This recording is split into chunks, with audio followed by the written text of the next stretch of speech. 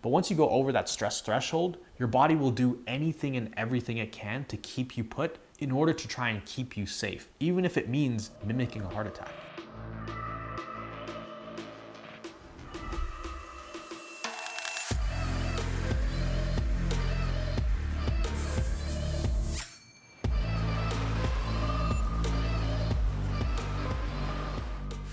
Miguel here from CFS Recovery, here with another video today. This is a very common thing that happens with CFS. You get a lot of weird pains. Now, if you don't have this symptom, you don't need to watch this video. This video is specifically about chest pains, shooting pains, sharp pains, the feeling that actually feels like you're having a heart attack. Now, I had this all the time, and many people that I talk to also have this. It's one of those scary things because you do feel like you're having a heart attack. It'll just be like a sharp pain. Just know that this is very common. Now, the most important thing before I dive into this video is, one, you have CFS, make sure you get this checked out by doctors, by specialists, that you had your scans, you've had an ultrasound, you've had Holter monitor tests, things like that. If you have palpitations as well, because those are very common. With the whole heart issue, it can be super scary, right? The heart palpitations, the racing heart rate that goes with the POT symptoms, as well as the chest pain. Make sure you clear all of those. Obviously, take everything I say with a grain of salt and make sure you have all of these tests and scans done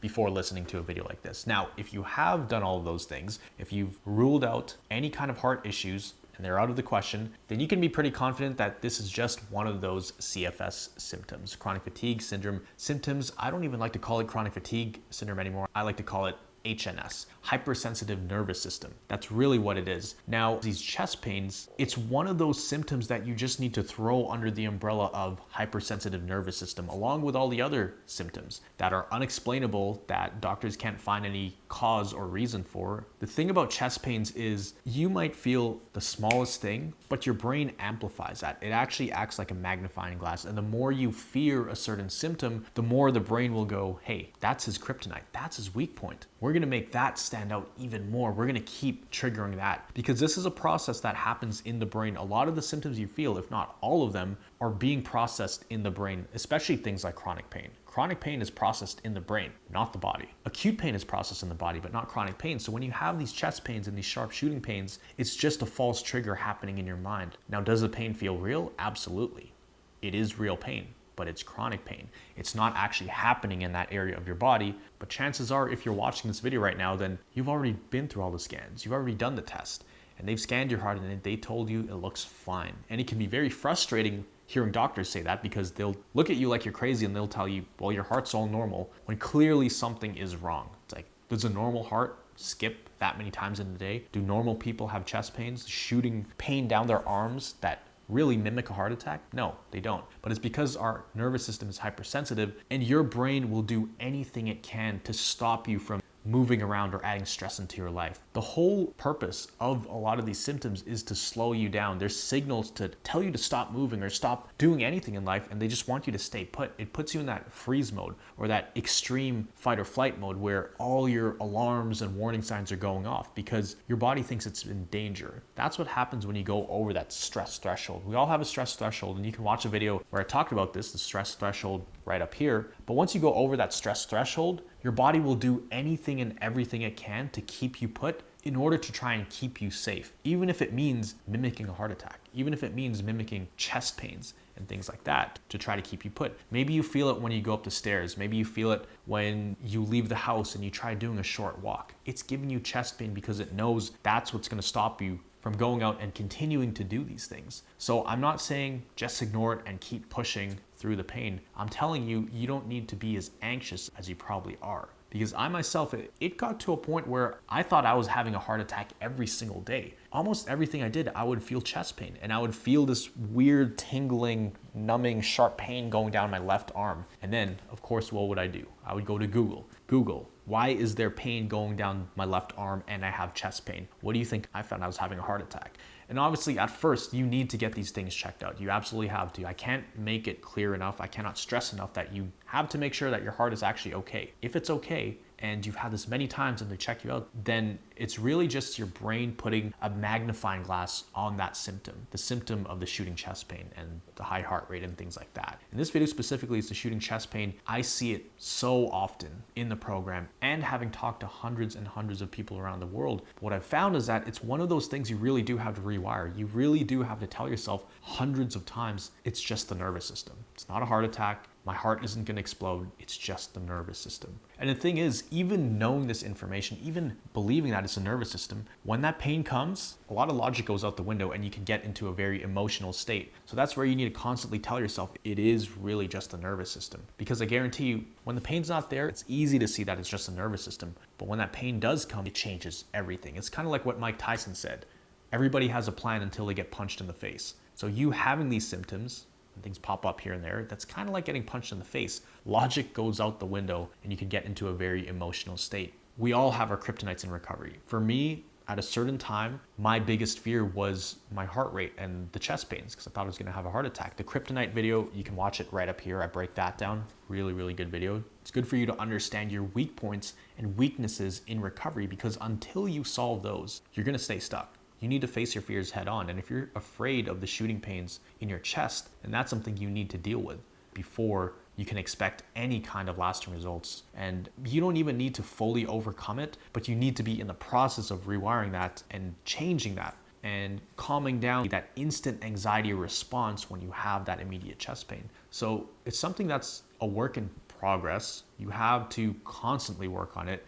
You have to remind yourself of it, and that's where it really helps to be in a community of people who actually understand what's going on. Sometimes you just need reassurance from people, or myself, or another coach in the program. That's where it helps to have access to people who you can go to and say, hey, I'm having a bad adjustment period. I'm feeling a lot of chest pain. I don't know what's going on. We can give you some reassurance that you're going to be okay. Granted, as long as you've had all of these things checked out by doctors. I cannot stress that enough. So there's people all the time, actually a few people in particular. Shout out to Joe.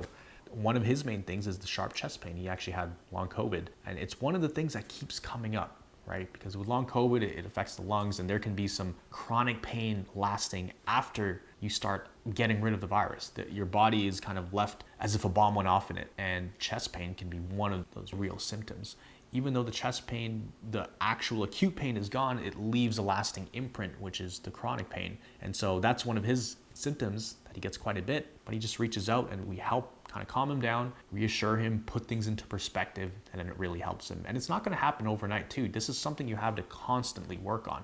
You have to do it over and over and over again. And over time, eventually it gets to a point where you've had this thing hundreds of times, where it gets to the point where you say, okay, if it would have taken me out by now, it would have happened. Like something would have happened. The 100th time I've felt this, there's no point stressing about it, because in stressing about this, not only is it going to keep me sick for longer, but it will actually make the symptom worse. Interesting how that works, right? Interesting how when you have certain symptoms and you get really anxious about them, they get even worse. For example, your heart rate, especially if you wear a Fitbit, don't wear a Fitbit if you're afraid of your heart rate. If you wear a Fitbit and your resting heart rate is 90 beats per minute, for me, that was my average, 90 to 100, even lying down. The whole goal was for me to keep my heart rate low. That's why I wore the Fitbit. And so whenever I would sit up to drink water or start eating, I check my heart rate, 105. 110. And the more I saw those numbers go up, the more anxious I got about the heart rate, the higher it went. So it was like a feedback loop. So my heart rate went up a little bit, I got a little bit more anxious, and then my heart rate went up even more, I got more anxious, the heart rate went up more. So it was that vicious cycle, that loop. And eventually my heart rate would go up to like 140 or 150 just sitting down. I'd have a mini panic attack or anxiety attack. Now I know why that happened. Now, as I was recovering, there were times when I was completely fearless about the symptoms, especially the heart rate, and it still physically went up. But there's a difference between you having physical symptoms in your body, but you reacting to them mentally and having mental symptoms, because the mental side of things can absolutely pour gasoline on the fire that is already a symptom. I've also created another video about this, which you can find up here. I'm going to break that down very clearly. So if you're having shooting chest pains, just know that this is one of those chronic pain symptoms. The pain that you're feeling is not actually in your chest. It's actually being processed in your brain, and your brain knows which symptoms to trigger to try to keep you put, to try to keep you in survival mode and freeze mode.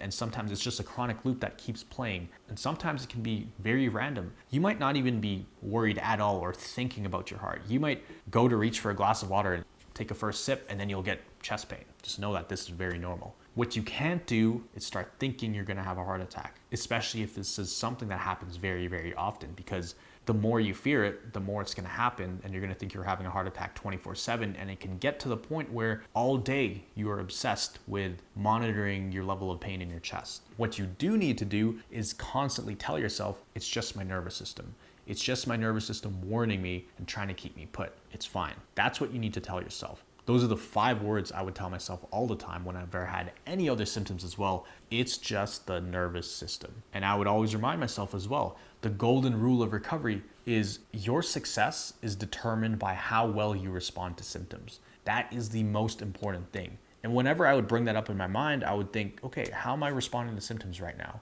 Oh, I'm actually panicking. I'm starting to freak out. I'm worried. Well, I won't be very successful, will I? Because my success in recovery is determined by how well I respond to symptoms. It doesn't mean that the symptoms aren't there. The symptoms are there. They're very real, right? You're feeling them, you're experiencing them. But how are you responding? That's the biggest thing that you need to focus on. Because if you can control your response and stay composed, stay cool, calm, collected as much as you can. I'm not saying you're sitting there like a monk while your body is flaring up. No, it's gonna be very uncomfortable, but what are you doing? How are you responding to them? Are you adding fuel to the fire, or are you trying to let the fire cool off? Or are you trying to stay centered, and are you reminding yourself that it is just the nervous system? That's what will determine how successful you are in recovery. Sometimes we do need some extra accountability or reassurance. So if you felt like you needed something like that, definitely apply for the Recovery Jumpstart program. We helped so many people, especially when it comes to things like this. When it comes to their kryptonites, sometimes you just need to hear it from a real person who has been through this before, who understands you and knows what you're going through. Sometimes you need to hear it from them and have them tell you, hey, you're gonna be okay when you're in the middle of an adjustment period. And you need some kind of structured plan, some kind of way of rebuilding your life and having a solid foundation to know exactly what you need to do without overdoing it. If you needed some help and you wanted that, you wanted to be part of our community, definitely click the link in the description. You can apply to see if you're a good fit for our program. It will ask you a bunch of questions, and then if you're a good fit, then you will have the option to book a call and we can chat just to confirm that this is the right fit for you. Now, as always, we do a subscriber comment highlight of the day. So in this video, we're gonna highlight C. Taylor. I think I know who this is. I think it's Krista. This comment was on a video about long COVID and how I compare long COVID to CFS. She says, Miguel, thank you so much for this and how you cover this information. As someone living with long COVID for over 2 years and now diagnosed ME CFS by my rheumatologist, I couldn't agree more with you and your perspective. For me, I can see that it is absolutely my nervous system gone wild. Very, very grateful to have found your channel and to be part of your CFS Recovery Jumpstart program. Yes, many crossovers from long COVID and CFS. Of course, so many similarities. I actually break down a video right up here, but Krista, you're doing absolutely amazing. You're crushing it in the program. I think just the other week, actually so just some insight for you guys, when she joined, it was scary just leaving the house for a very short walk, like a walk for a few minutes at a time. And just last week, she did a couple different walks a mile long. So that is amazing. We're going very slowly. We're taking it super simple, super easy, but she's putting in all the work needed for recovery. And those are the kind of people we're looking for. People who really want to take recovery to the next level. Now, if you want a chance to get a shout out on one of these videos, make sure to comment down below. I always try to pick the best comment in each video. This video is about chest pains. How do you deal with shooting chest pains? What do you say to yourself that helps you stay calm? Comment down below. I'm gonna shout out the best comment. And if you did enjoy this video, make sure to hit that like button, hit that notification bell, and always remember you are a thriver and you are just one mind shift away from living a life with thriving health. I'll see you in the next video.